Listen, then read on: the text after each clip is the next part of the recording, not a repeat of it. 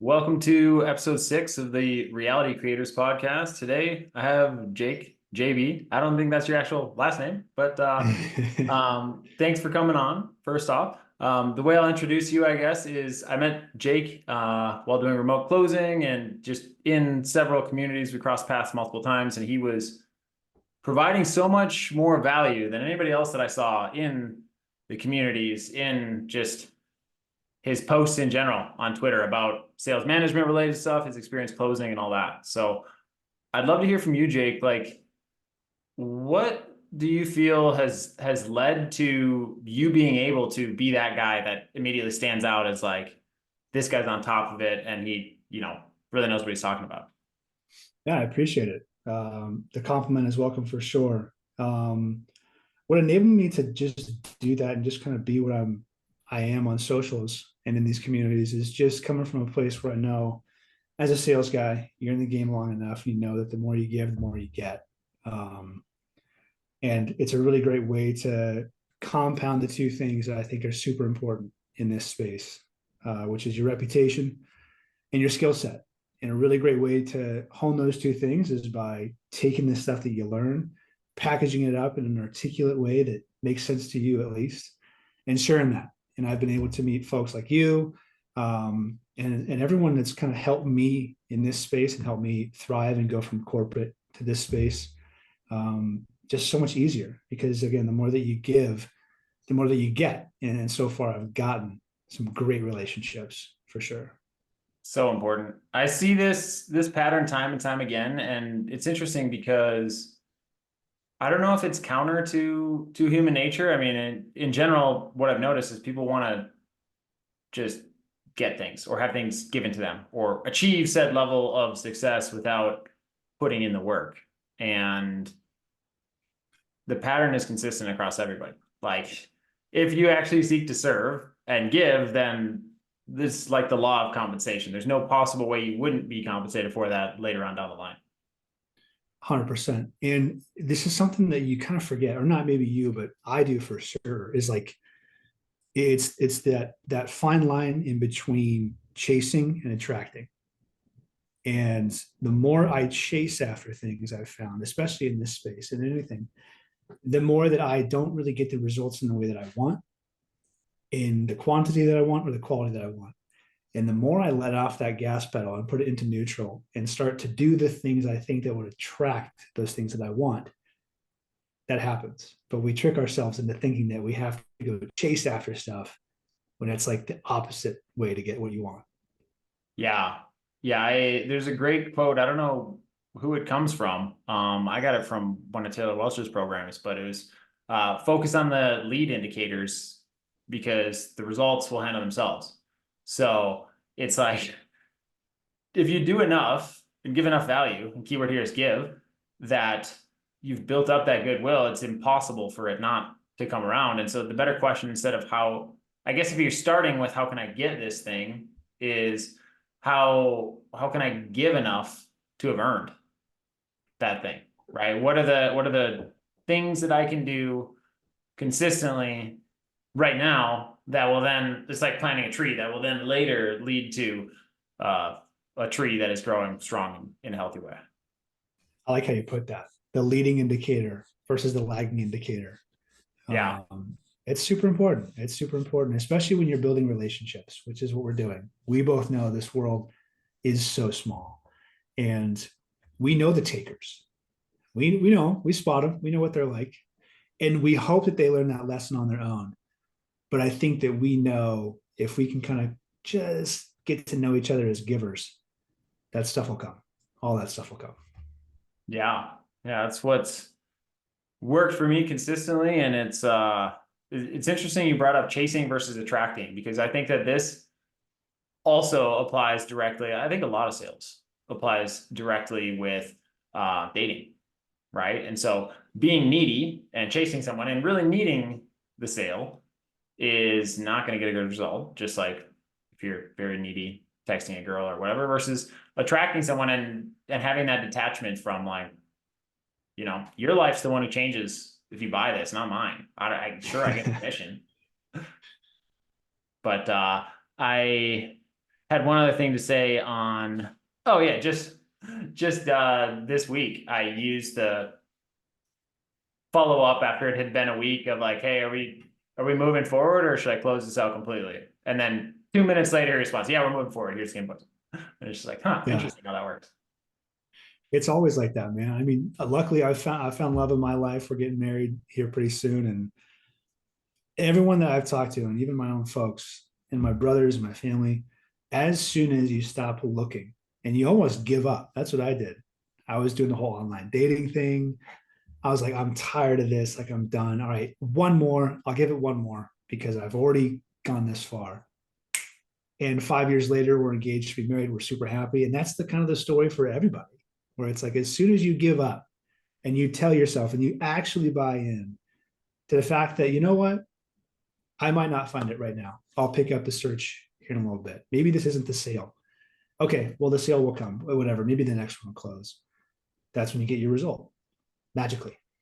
Yeah, that that level of acceptance. I like the word acceptance as opposed to giving up because although I have seen the giving up as well. The example I have is I used to play disc golf a lot, and as soon as we had decided like, okay, we've looked for the frisbee long enough, it's just gone, whatever, and then start walking back, say, oh, there it is. What do you know? And that happened so many times to me that it was almost like a strategy at the end. Is like, okay, I'm gonna give up knowing that it's gonna be there, and then it would be there.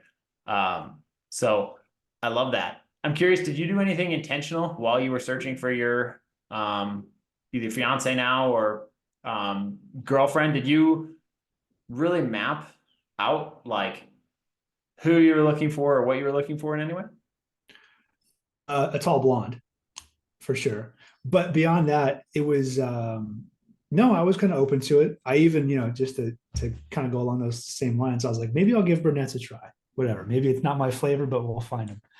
And that didn't work, obviously. I went with a tall blonde at the end of the day, but I was more focused on myself. I kind of was a big believer that I was coming out of a long relationship, college sweetheart, so I had experience with that. And I said, you know what? I know that I have to take care of what I've got to take care of and be who I want to be, totally comfortable being alone, learning to be alone, being okay with my thoughts. And I want to be ready personally so that I can pour into someone else. And Mm. that was kind of the journey. I think the inputs, the leading indicators that led me to be in a really great spot where the timing lined up with her and we hit it off. And ironically, or maybe it was divine intervention, who knows, but she was looking for the same thing and she had gone on that same parallel path and we just converged and it was perfect. Yeah, my I like how you focus on the inner side of things, improving yourself again, which comes back down to the again giving, coming from a place of service.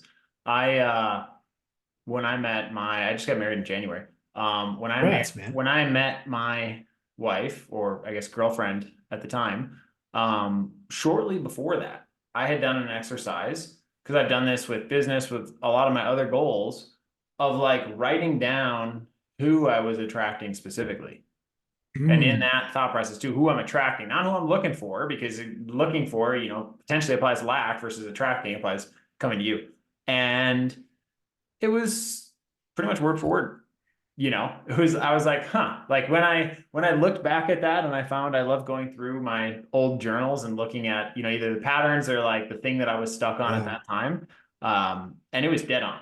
And then she told me that she had done a similar exercise and showed me hers. And it was like, I was like, oh yeah, this is a very accurate description of me. So. That's crazy. At what point in your relationship did you realize together that that was both a value that you share? So the like writing it out or planning it out or the other values. Just writing it out and planning it out, or just even like that's something so unique. It's something I definitely resonate with. But the fact that you both had done that separately, I think is an indicator of some sort of value share and value match there. Like, what do you think that is? Absolutely. So I don't know is the first answer, but I have been a huge fan of creating these vision maps, these mindset folders. I got a template from one of Tej Dosa's courses about mindset folder. And I put that together, and it's like the identity document, or morning formula, whatever you want to call it. Everything that I put in there, again, just came true. And so, all right, this obviously works. I have never done like the full artsy vision board on the wall thing, but when I met my wife, I noticed she had a vision board full of pictures in front of her desk, and then also her phone screen, like her home screen, was those images as well. So I noticed that, and then we met in November, and then I went back and I was in Colombia, and we were together for essentially December, January, and first half of February. And then I went back to the States. And so we were doing for 2 months, like a distance relationship thing. And so this is where I had showed her like, hey, this is really cool. This is what I drew up. And then she showed me hers, and I was like, oh, wow, that's even more cool. So we didn't know until probably 4 months down the line, but we met on Tinder actually. And there was, I mean, we both noted that like, hey, we have very different profiles than other people, like what we're looking for, right? I had like meditation and being in nature, and I'm not sure what else in my bio. And she had, yoga, meditation, nature, things like that. And so, yeah, it's very, very clearly a fit. I know in the States, I feel like the dating apps have a bit more of I don't know if a stigma is the right word, but I didn't ever like using them in the US. But in Latin America and just traveling in general, the amount of abundance or people that are, possibly looking for a gringo is very high. So had a lot of, matches, connections, but not the people I was actually interested in until I came across her. So yeah, the jaw helps too on the profile. Oh yeah, the jaw does not hurt. I need to start leveraging this thing more. I kind of wanted to make like a video about like, it could be for TikTok or whatever. Like, here's 3 tips to get a super strong jawline. And then it's just like genetics. I don't know. Like, I don't do anything special. So, yes. And obviously, as you know, I've turned it into my brand because why not? Why not call out those features? Hey, we've all got gifts, man. We got to use them. We got to use them. Yeah. I'm curious for you. I know we were talking about your setter, Isaiah, who I've worked with training. And I mean, you've probably had plenty of setters, sales teams that you've been on. I'm curious, like, if you were to look for a pattern or notice a pattern and the people who actually do stick around in sales and actually make it, get past the first 6 months of eating shit. I'm curious, like, what kind of stands out for you is like who that person is or what they do. That's a good question. I haven't done much writing or articulating this, but I know one thing stands out for sure. And Isaiah has this trait, and this is a trait that's helped me and I try and lean into. But especially when you're starting out your sales career and progressing through and trying to level up, your ability to be coachable is so important. And in the short term, it hurts. It stings to be coachable. It's like sitting on that call review and going, man, that wasn't my best effort. And I really gave my best effort. Like that stings in the short term. But long term, the acceleration and just the feedback loops that come with being coachable is so valuable. I would say like that's the big one. That's the number one big one. The other one, I hate to say it though, I think these two kind of go in line, is work ethic and expectations. And the reason I think those two go together well is because someone could work really hard, but have poor expectations, 10K per month within 2 months. You can work as hard as you want, but the environment's not going to be able to service that to you in any way, shape, or form. And so when you combine work ethic with expectations, your work ethic always is going to outpace your expectations. You're always in this place of abundance. Wow. Like, oh, I was expecting 3K commissions. I got 4K this month. That's sweet. Okay. I think Dylan Vergara says this from Serial Sales. He said when he got started in this space, all he needed to prove to himself was 3K per month. And he got that very quickly because his work ethic was able to outpace his expectations. And again, you stay in this abundance mindset. So maybe to answer your question, I think that's the best I can articulate it is coachability, work ethic, and expectations. And the one thing you have to protect from outside external factors is the expectations. Because I know a lot of people in this space market and raise expectations to a point where a lot of these folks coming in are failing. And so maybe that's the one thing you got to be careful of. But those three things together, Isaiah has those things. A bunch of other people I know have those things. You have those things. Like that's what you need. That is status quo to succeed. Yeah. Work ethic is, can't replace it. Like I've hired so many setters that, man, when we do the hiring and the interview process, it's very clear what the expectations are, how many dials you're going to do per day. And then when it comes to actually doing them, it's like, look, man, it's not, you like click a button. Like, if the calls are bad, then let's look at those and review those, but you're not even doing the call. You're not even doing the bare minimum. So yeah. Did you ever do door-to-door sales? I didn't do door to door. My first kind of in-person sales roles was my mom had a smoothie shop and nutrition center, and I would sell smoothies and then do a little bit of triage and upselling into a nutrition program. So we were selling supplements on the side, and they'd come in for the ready-made shakes, and I'd be like, "Hey, this is on sale. You can get 2 of these for that." That was the first level of kind of sales. But continue with kind of your questioning there. Yeah. I was just curious because I started door to door setting appointments for solar, and man, door to door is, you earn your stripes there and you earn them quick. There's so many times because nobody's watching you, right? So it's like, should I just go sit in my car? Should I just like not put in the hours? And then also what I found is when you do get some momentum going, that's when you got to keep going. Like it'd be like a dry spell for the longest time. Then you get one, and then the next door is another one. And then the next door, now you've got 2 other neighbors that their name that you can casually drop as you're talking about what you're doing. And then it's like, okay, well then the third one is very easy as well. But the amount of time where it's just like, man, I just don't want to do this. Or like, I made the mistake early on of like, 3 set appointments was my goal per day. And so if I hit 3, sometimes I would just coast or leave, just be like, all right, got them done, because I had this continuous negative association because some people were just so unhappy to be bothered, by somebody knocking on their door. So right. I think what was your starting phase of like going through, because you mentioned corporate sales. Did you have a time where you were like really in the trenches, like 6 months, like not really making any money? Oh yeah, for sure. I think there was probably 2. I had back-to-back roles like this.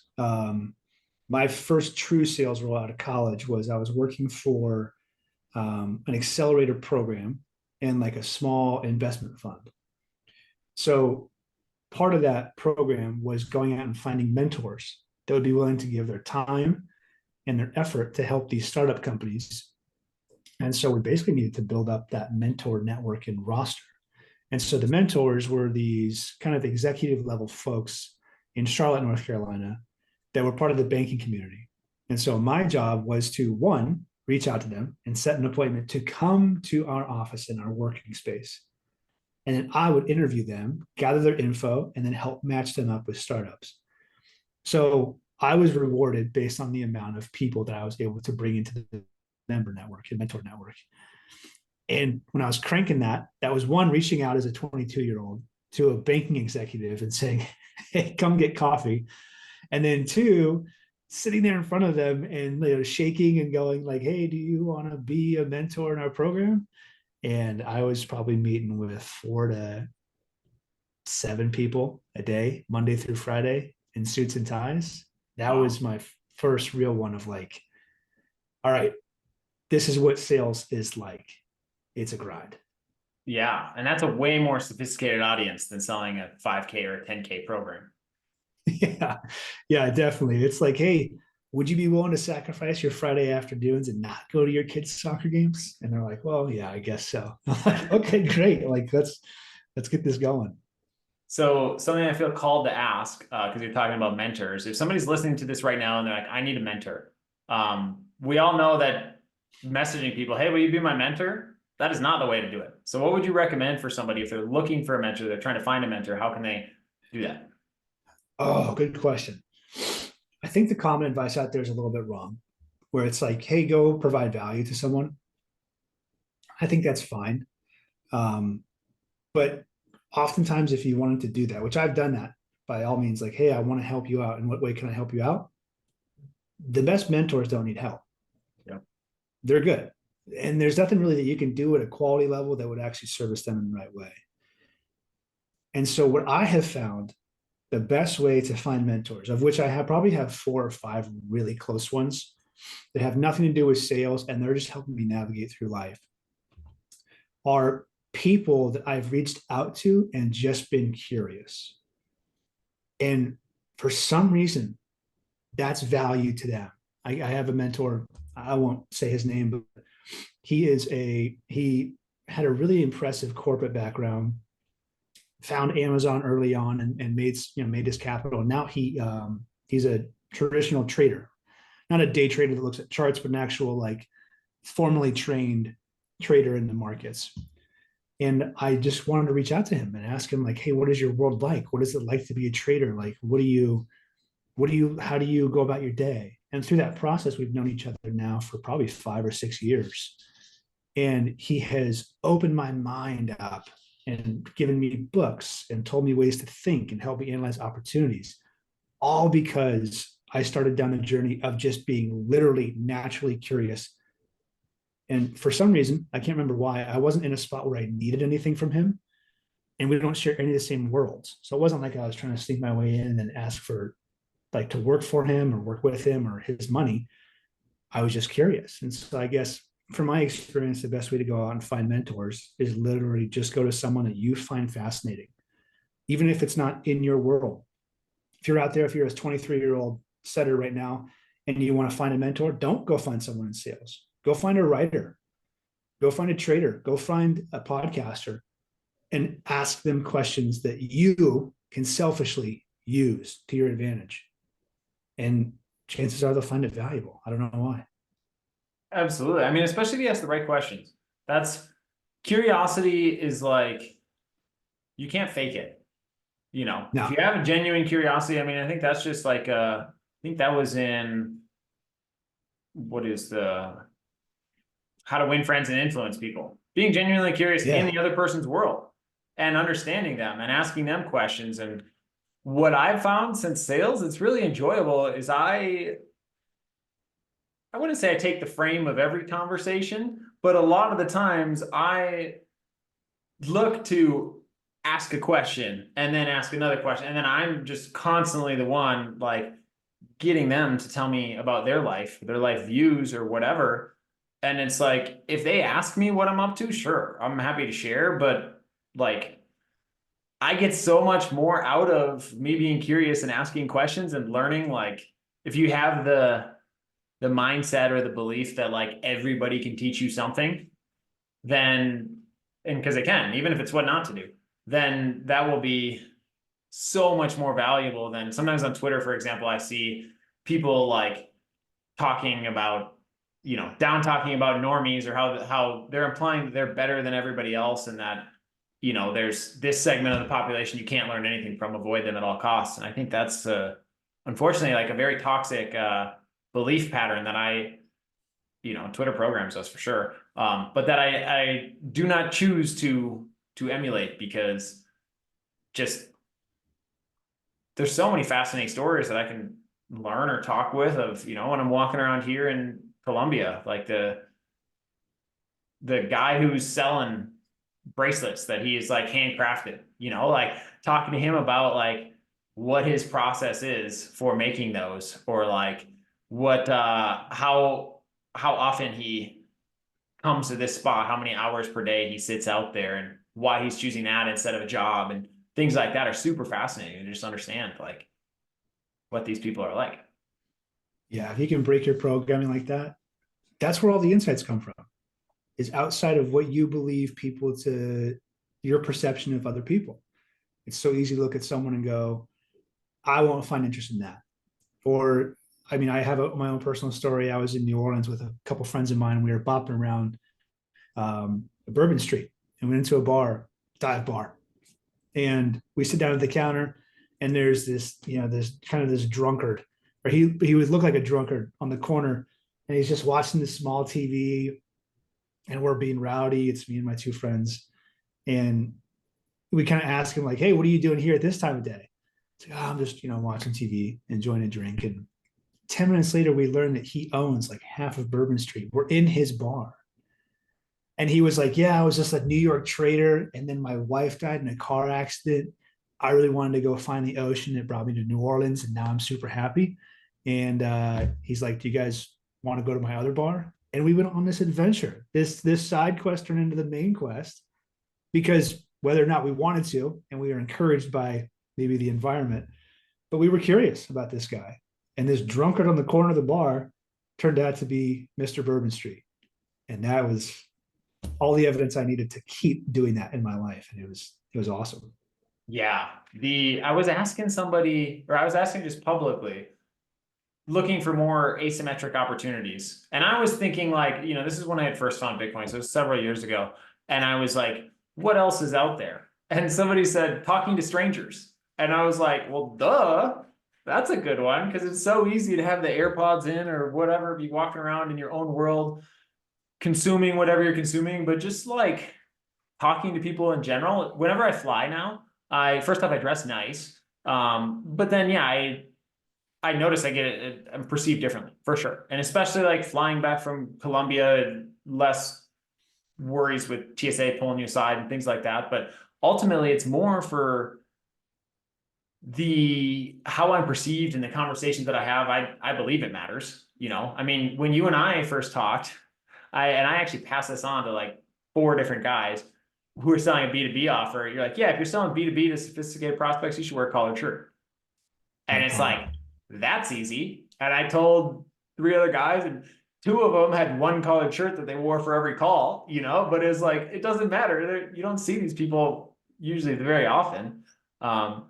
But yeah, I've just had when I flew out of Austin, I had went there for a weekend retreat. I just had the intention of like, I'm gonna have amazing conversations on the flight.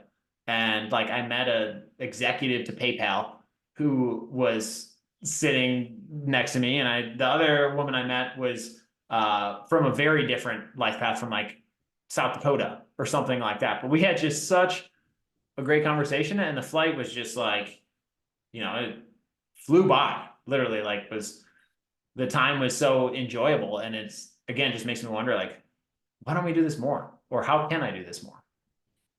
Yeah, it comes back to what we were talking about earlier. It's like attracting versus chasing. Like if you were going to go and try and chase interesting conversations, your perceptions would get in the way of that actually happening. But just by setting yourself up, just by wearing the right thing and being open, like literally no AirPods, no nothing, open to conversation, quite literally, you found those folks, right? Yeah, absolutely. It helped. I got from the retreat that I went to, from this guy, Luke. He's very, very talented, very smart. He was like, yeah, whenever I sit down on a flight, like the first thing I do when I sit down is I go, all right, tell me your deepest, darkest secret. And he's like, and that all complete pattern interrupt, always gets a great response. And he's like, and usually by the end of the flight, they are telling me their deepest, darkest secrets. So I used that to open the conversation. It was so much fun. That's awesome. Yeah. Yeah. I had something else that you had just said that I wanted to go down a route on, but it's escaping me. So we'll come back to it when it arises.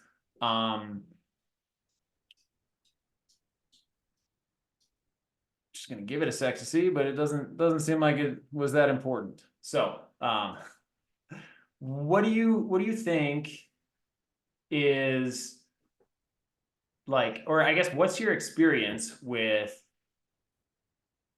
the offer that you're on, or working with a business owner or whatever, and like essentially the vibes you get from that business owner, that offer owner, just in general?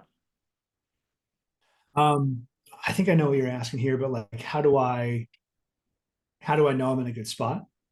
Potentially, yes.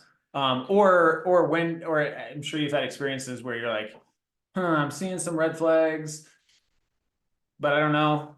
And then usually if you don't, move on, then you see more and more red flags, and then all of a sudden you're like, okay, now I really got to get out of here. Don't like what they're doing. But I'm curious, like, my opinion at least is that energy is very much a thing. And like, if I have a conversation with Mm, somebody and I feel more energized afterwards, or like they're just an attractive person, and I don't even mean physically, but just like magnetically or vibrationally, however you want to say it, um, that always leads well. Almost always leads well, unless they're like a cult leader or something like that. But on the other side of things, I've had plenty of experiences and a lot of interviews about offers. And I'm just like, this just doesn't feel right. And if I didn't listen to it, I learned later on, well, should have listened to that. And so I'm curious, yeah, what has your experience been? yeah, I think you'll kind of resonate with this too, but Nassim Taleb from Black Swan, he has a bunch of books. He's a really good thinker in some ways. In other ways, he's not. But I like how he puts it. He talks about he has this character that he developed called Fat Tony, and Fat Tony doesn't dress like he does well. And he talks about how Fat Tony has this ability to spot suckers, and he tries to be a non-sucker. And part of that is a couple of ideas, but like the more that a profession or a person needs to kind of peacock or project importance, the less importance and influence they actually have, and kind of the more that they're fronting. And that's something that I try and keep in tune with as best I can. Of like, you can probably learn more and glean more and work for people that trend toward wearing t-shirts and hats versus suits and ties. And I think that's becoming more apparent now with all of us kind of understanding workplace culture and individual culture and how that goes. Um, and so kind of that's one way I can able to read someone's energy. It's like, what's important to them and how do I know that? And if it's aligned in the right things, such as like professionalism, doesn't mean wearing a suit and tie or having a nice haircut. It means a lot of other things. Talent, you can't see. And if someone's trying to show their talent, they're not talented. Mm. And when someone says, I always like to be honest and upfront, they're probably hiding something, right? It's these things that you can sort of key into alongside Fat Tony, and that's how you can spot suckers, and that's how you can not be a sucker yourself. And so when you're talking about energy, I think it's definitely vibe that you feel with someone. But more importantly, like, you can sense these things and you can see them, and then you start to develop models for, frankly, who's a bullshitter and who's not. And that is so important in this space because, kind of along the same lines, like, let's make this actually tangible for the remote sales space. It's like, the more that a person needs to advertise about how great their product is, the less it probably is effective. And the more they advertise their results and don't show their face, that's probably trending toward someone that's got something cooking. And by cooking, what do you mean? Doing well, doing it the right way, and has a great reputation. Yeah, absolutely. Yeah. Reputation really is everything. It's Nassim Taleb, you're right. Excellent thinker. His books are incredible. There's sometimes a little bit of like an arrogance tone or whatever, but he just kind of brushed it off. His like, I haven't seen him on Twitter in a long time, but the doesn't you get a very different person, or maybe that's the real raw, unfiltered him, but much more abrasive. Uh, I think he's either love it or hate him type of guy. It was funny. I used to count cards playing blackjack, and I was on a card counting forum asking about using some of Nassim Taleb's models in card counting, and the response was somebody else who had known him from being a trader on the floor with him, and he just absolutely didn't like him at all. And so he had some negative things to say, but he's like, but I can't argue with the fact that he's good at what he does. you know. Yeah, So 100%. Is that kind of what you were asking about, of kind of how to manage and judge character in the space? absolutely. Yeah. Cool. in this space, and then just in general, I'm curious, have you had an experience outside of work, outside of sales, just in general, where you've walked past somebody or interacted with somebody or whatever the case is, and you just doesn't feel right. You get this vibe where you're like, something's weird.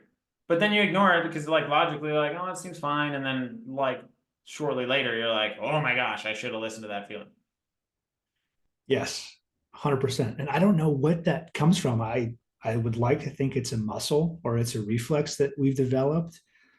Probably goes back to hunter gatherer. I don't know, but like, yeah, 100%. It's a powerful feeling. It's it's a pattern interrupt, like you were saying earlier, of you meet someone or even maybe a mutual introduction. Someone says, "Hey, this is my buddy here. You know, we go way back. He's really good friends," and you meet him, and you're like, "Nice to meet you." And it's always immediate, right? It doesn't come on because you hear about something. It's like, huh, okay, I'm gonna keep that in my notes. It's strong though. It's Yeah. strong. Yeah, I have two theories. So number one is that, as you mentioned, it's like evolutionary. We're picking up on micro movements, things like that. Um, and that I believe, and that one makes the most logical sense. Number two, I don't know, I meant to send you this beforehand. Hopefully you've seen it a couple times on Twitter, but this map of consciousness, have you seen this before? I have. Help me make sense of what's going on here. Yeah, so this is like a map of things perhaps that we can't see with our five senses or can't notice with our five senses. So that feeling of the vibe that we get when it's a negative vibe is the way that I'm interpreting this map is this is, a new filter from which I view reality.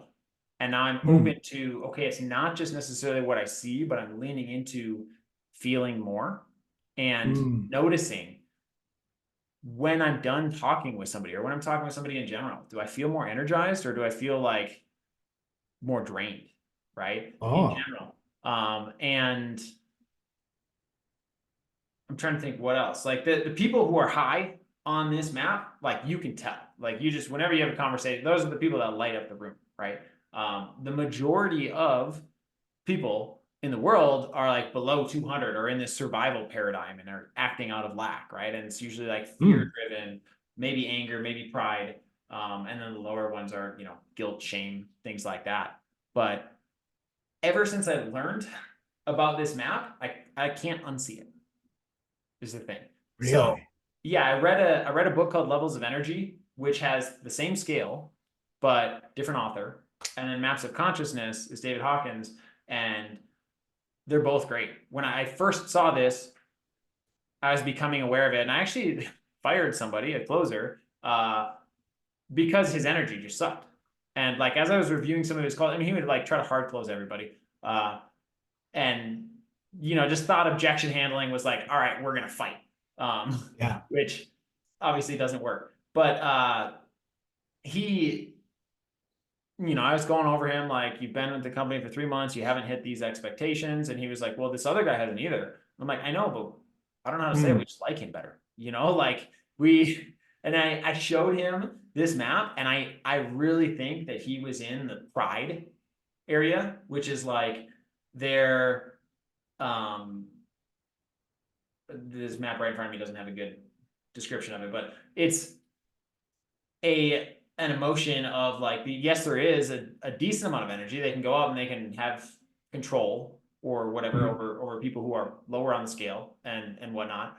But it was just so apparent that it was like not he was not leading with the energy that the company wanted or that was in line with the values. And I even called some of the people that he didn't close and talked with them, and two of them were I was like, yeah, we let this guy go, and one of them was like, oh, why'd you let him go? And I like kind of explained some of the reasons, like, yeah, well, now after talking to you, I feel a whole lot better, and he's like, now I'm more interested, than I was before. Right. Okay, well, that's good.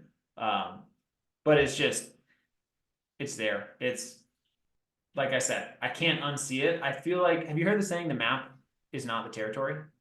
Yeah, I love that.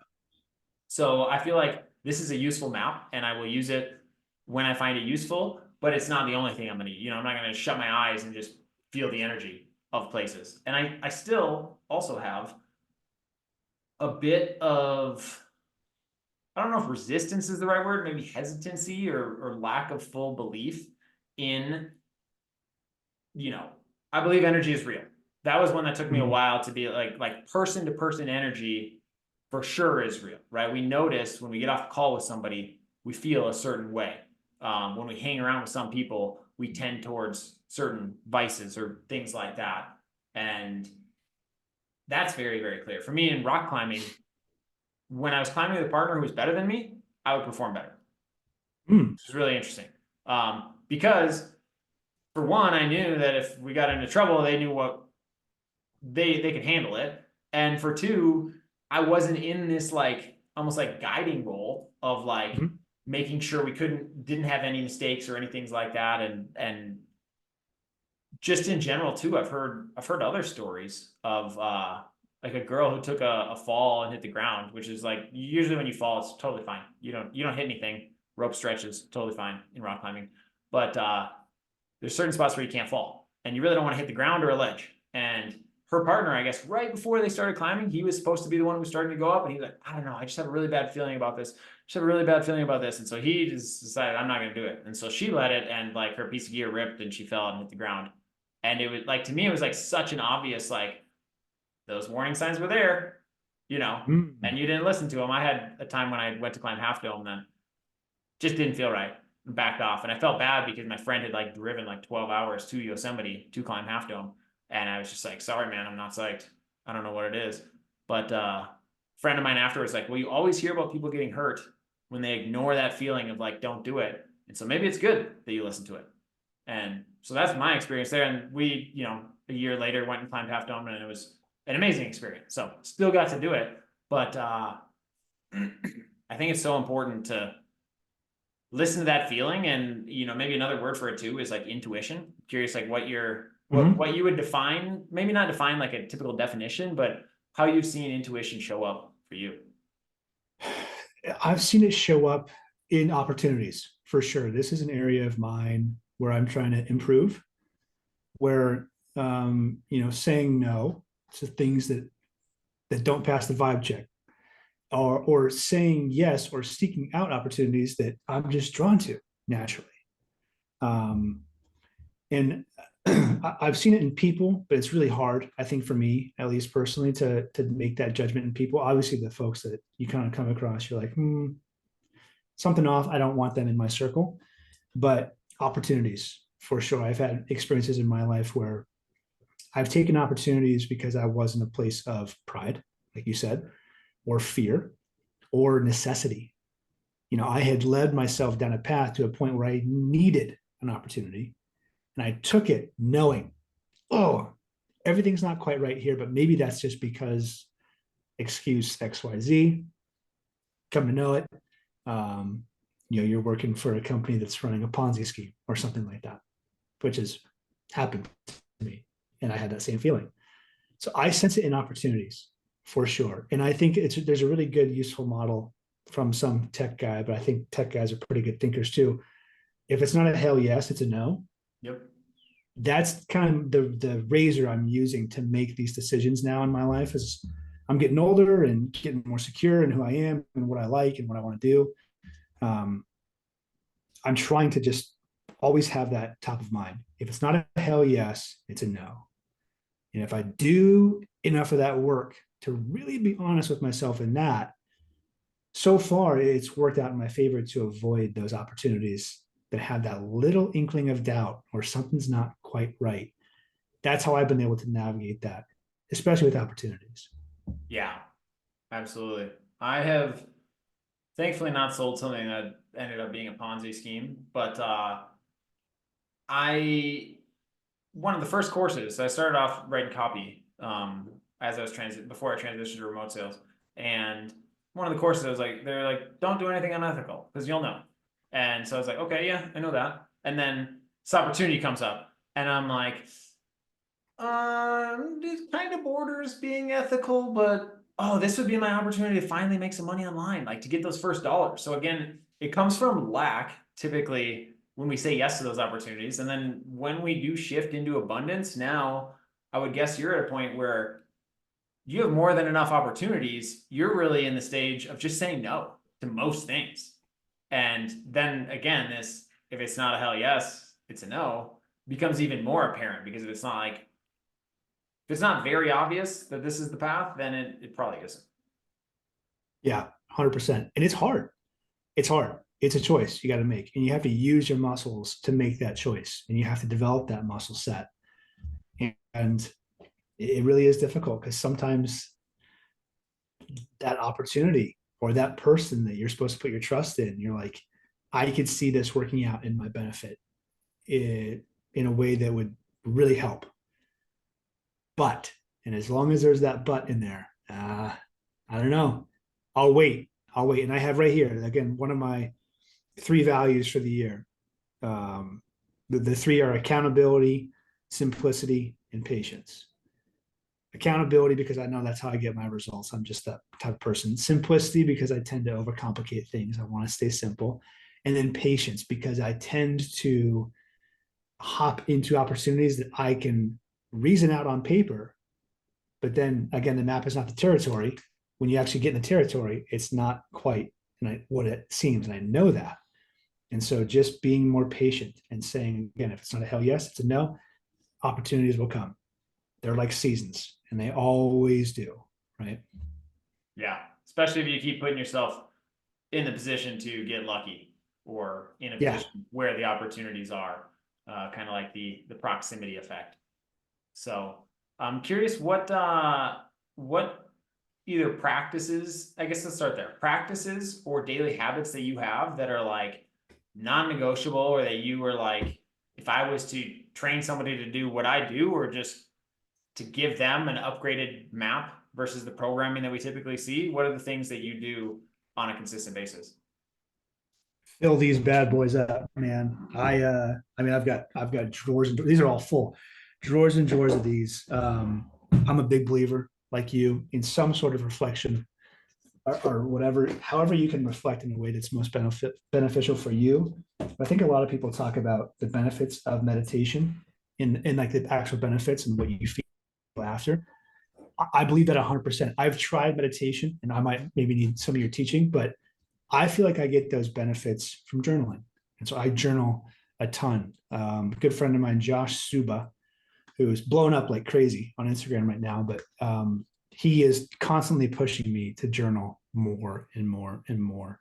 And not journal down facts that you think are true, but journal down questions that you have no clue where to start. That's something I do every day. Again, right here, I have my 5 goals for the year. Number 4 is journal every day, because the identity I want is I'm a journaler. And it's so true. That is a practice I would instill into everybody. It's something I told Isaiah, when we were working together. I said, hey, you gotta start journaling every day. You got to make this stuff real. You got to put it from your mind out into the real world, so you can actually analyze it, whether it's true, whether it's not. And you'll be able to have that space in between you and the page to really tell yourself a more accurate story.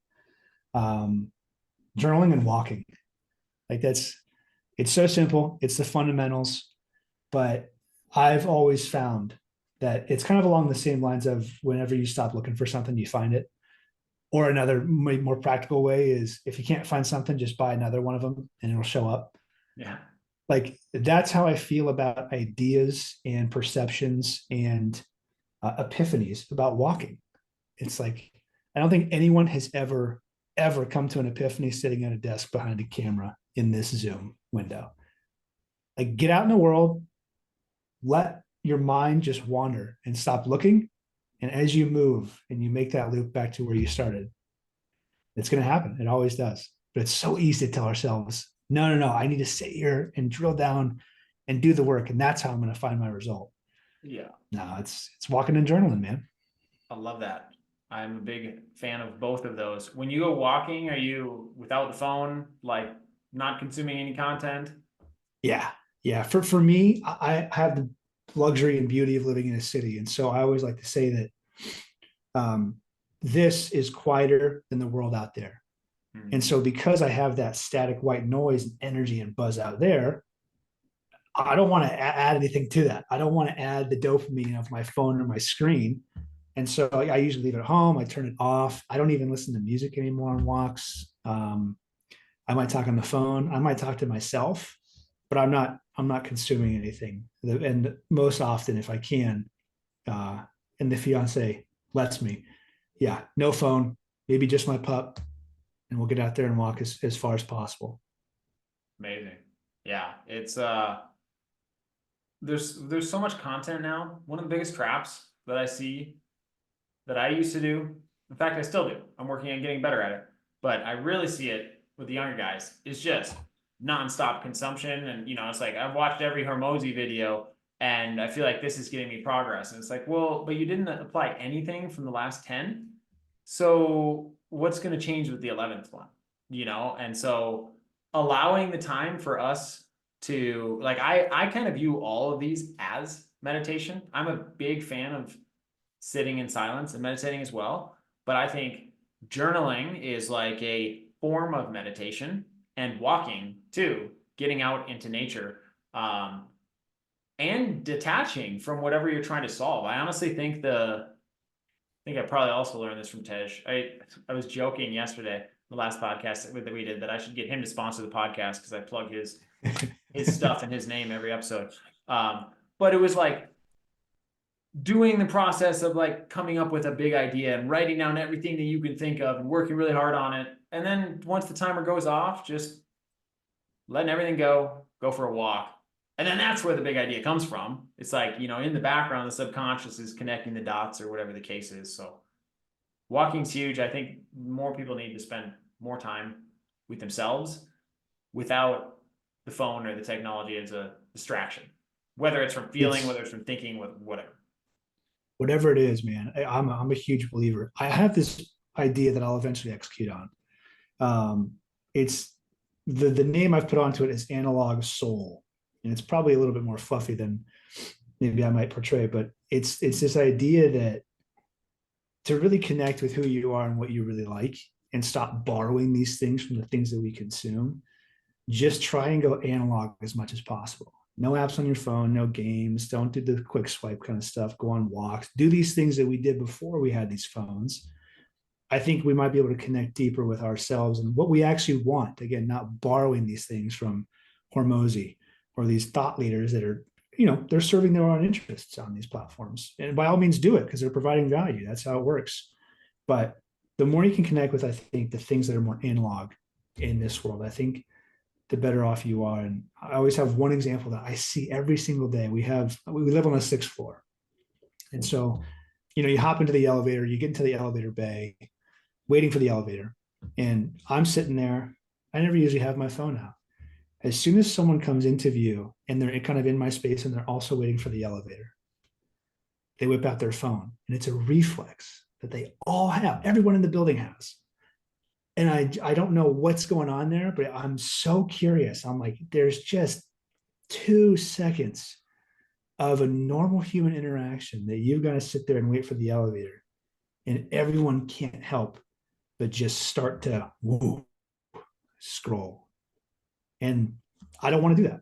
I don't want to do that. I try actively not to. I think it's just that addicting.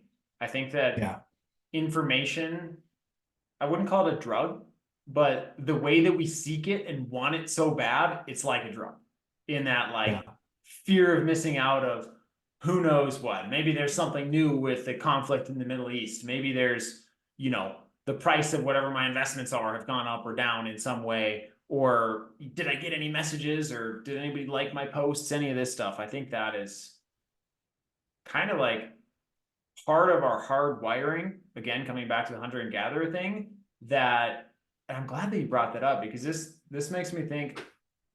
I was talking about this with my wife today. There's so many things that when we can understand what that hardwiring is, what those biases are and tendencies are, then we can consciously choose whether we want them or not, or at least choose whether we want to do more of them or less of them, and start working towards where we want to be. But it's like, in trading, everybody knows you should buy low and sell high, but everybody does the opposite, right? Because for some reason we're hardwired in a way that the market psychology just creates maximum pain. And that's why pretty much everybody loses money when they trade. When you journal, is it always pen and paper? Always. Yeah. I think that this is something too, again, analog, um, which maybe it's just a good mental model to go back to when I was learning about eating, what food I should eat, diet and things like that. It's like, if your grandmother would recognize it as food or would have eaten it, then yeah, you're good.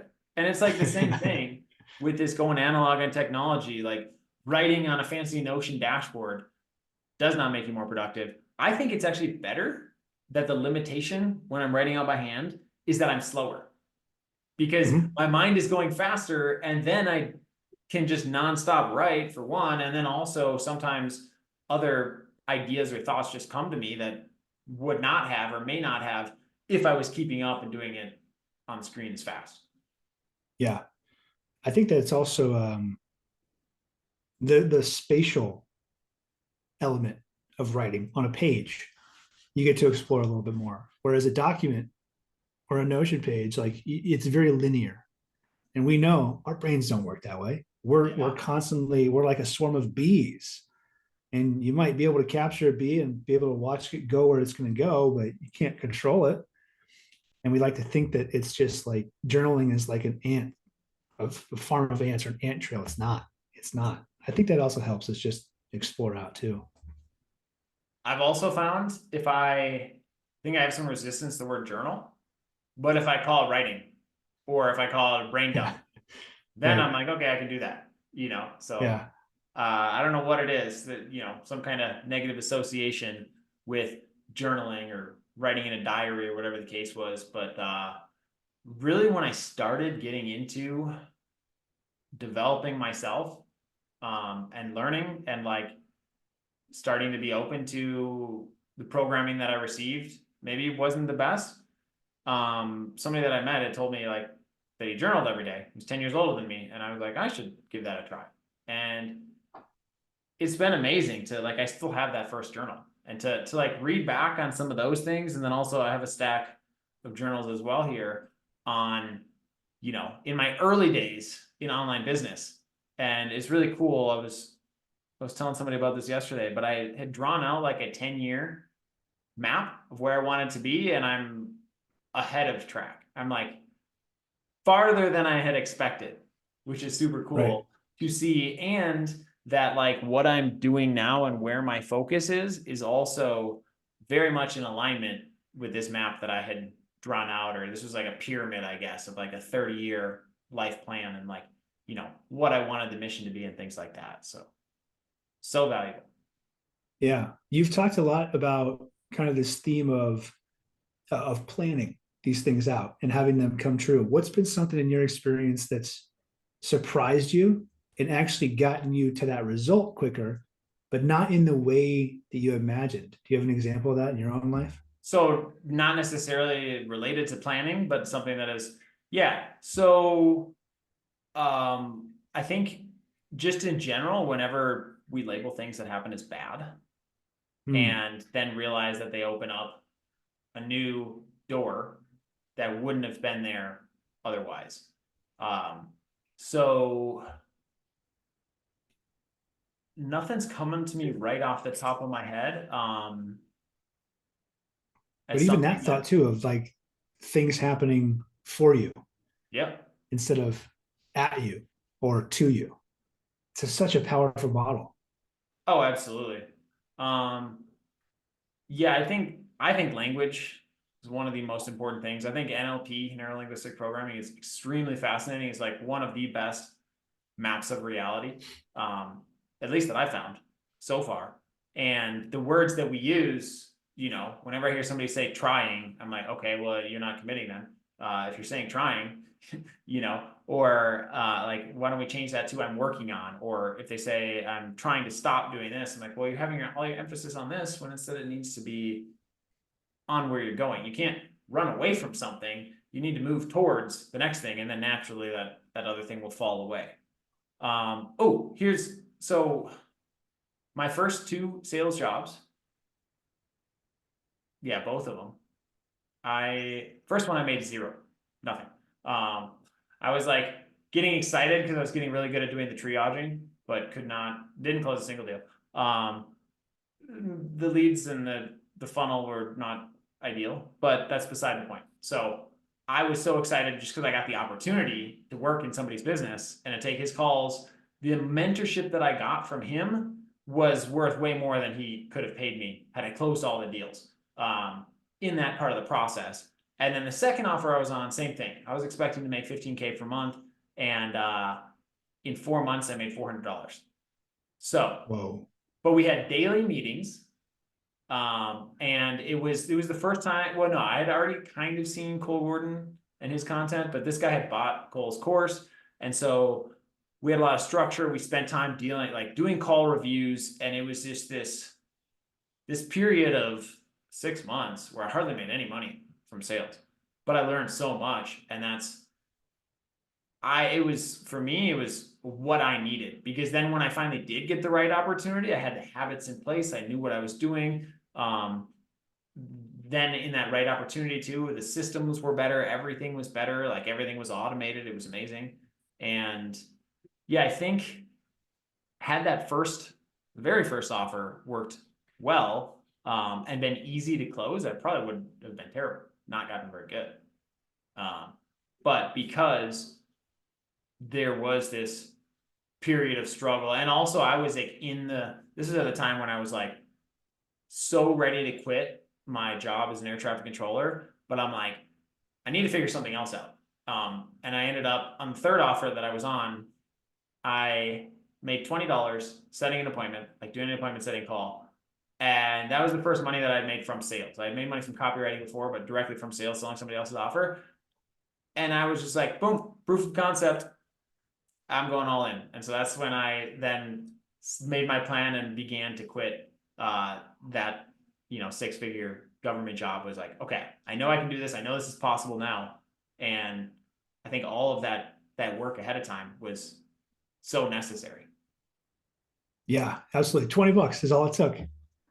You were waiting for the proof.